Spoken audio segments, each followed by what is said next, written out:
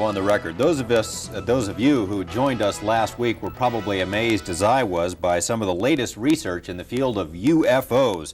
There is so much to talk about, however, we were unable to fit it all into one program, so my guest again this week is UFO researcher, former state Senate candidate, and award-winning pilot John Lear. Mr. Lear, nice to have you here again. Always a pleasure to be here, George. To begin with, we have this concept of the people from other planets as little green men. Are they green from what you know? Are they all the same, or we got different kinds of them? George, there's at least 70 different species, and probably more. But yes, as odd as it sounds, there are little green men. That's not the ones we usually see, though. We see the little gray ones. They're about 4.5 feet tall. And we see the ones that are called the Nordics. They're about 7 feet tall, look like us, but they're invariably blonde hair and blue-eyed. They're one of the species that we have on ice. One of their crashes we recovered. Obviously, with different species, they have different motives. I mean, are there good aliens and bad aliens? Good from what aliens you know? and bad aliens, and all kinds of ways and reasons for interacting with us. And what are some of the reasons? Why would they be here? Genetic experiments, trying to. There's a misconception here. People think that our space brothers would bring us, good things and teach us how to get rid of all our diseases. And if you stop and think about it, that may not be the best thing, because if you had a society without any disease and everybody starts living 150 years, that creates a lot of problems. So they would not meddle in that way. You believe, in part, that the movies E.T., Close Encounters of the Third Kind, were not entirely just the creative products of some Hollywood director, that maybe there's more to that. Why don't you explain? They were carefully guided by representatives from MJ-12, who is this organization that is in charge of the cover-up, in order to get us ready for the release of the information that there are indeed aliens. And in both those movies, they used small little creatures and in order to get us ready for this release of information. So to prepare us that the idea of benevolent aliens from outer space are going to help us out. Unfortunately, they're not so benevolent. So they made probably one of the most disastrous mistakes when E.T. was put out. At that time was before we discovered what I call the double cross or the grand deception. And they were trying to get us used to the benevolent little creatures, but that isn't the case. Why don't you take a couple of minutes? Now, you've done as much research on UFOs as just about anyone, I'd imagine, and if you haven't done it, you know people who have.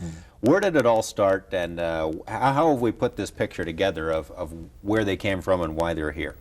Well, the whole thing started in July 2nd, 1947. That was the first crash.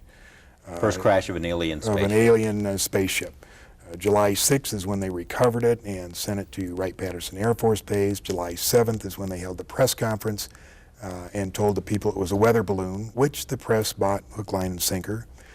September of that year, President Truman established MJ-12, and the purpose of that was to study the saucers and cover up the existence of UFOs. And you say we recovered alien bodies from that incident, right? 4 from that particular crash, yes. And what'd they do with them?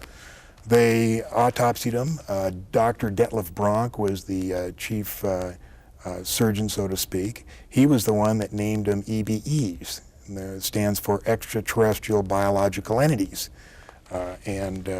We captured 3 live EBEs.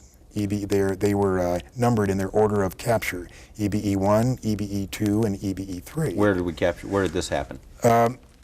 In different crashes. EBE-1 lived with an Air Force colonel between 1949 and 1952. The EBEs are kept in an electromagnetic facility called a YY-2. It was designed by a Dr. Eric Wang, who worked directly for Dr. Kissinger, who has been in this cover-up since the very beginning. The reason they had to create an electromagnetic facility is the fact that the EBEs are so advanced, they're at least 500 million years advanced from us, and probably more. They can move by thought. Move by thought. And they can also disappear.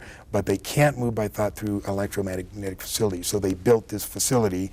There was 2, one in Los Alamos and one either at Edwards or up at the test site. At Groom Lake, Nevada. At Groom Lake. Now there's still one EBE still living, EBE-3, and there is a videotape that eventually is going to be released to the public, and it's an interview with him. As hard as that may sound, as hard as that may be to believe, there is a videotape of an interview with EBE-3. And what is this language that the interviewers are? I haven't seen the tape, so I don't know.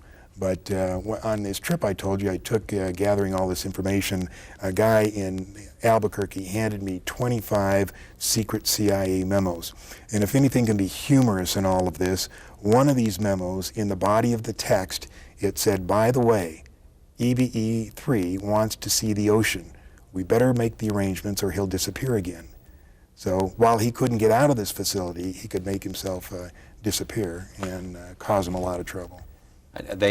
Now, can they exist among us? Is that what you're saying, or do they have to have this special environment? They have to be able special to live? environment, special air. It's my understanding they can only last about 20 minutes in this air. You were saying also these gray ones are the ones that we see most of the time, and you said that most of that there are a lot of different motives for them being here. The gray ones, what kind of a deal we got going with them? Is that the bunch that you suggest we've made a deal with for military technology? Well, I think we made a deal with them, and their ultimate, what they want to do is regenerate their own race. Now, apparently they've either had some kind of nuclear accident, or they're on the backside of a evolutionary genetic curve, and they're going downhill instead of uphill. In other words, in the autopsies, of which I have 2, we found out that their digestive system is atrophied.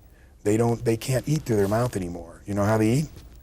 Well, these cattle mutilations, they take the hormones and the enzymes from those cattle and they spread it on their skin, and their skin absorbs the nutrients and then excretes the waste back through their skin.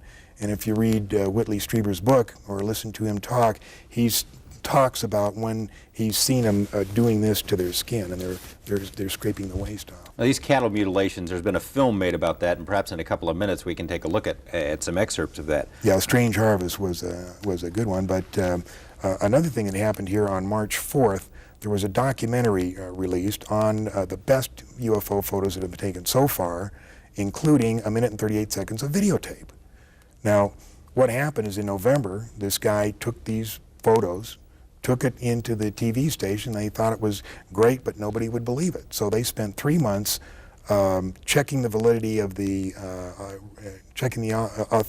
authenticating the videotape and checking out the credibility of the witness. And when they had it all down, they put out this documentary, 30 minutes. I mean, it's ironclad. They're here.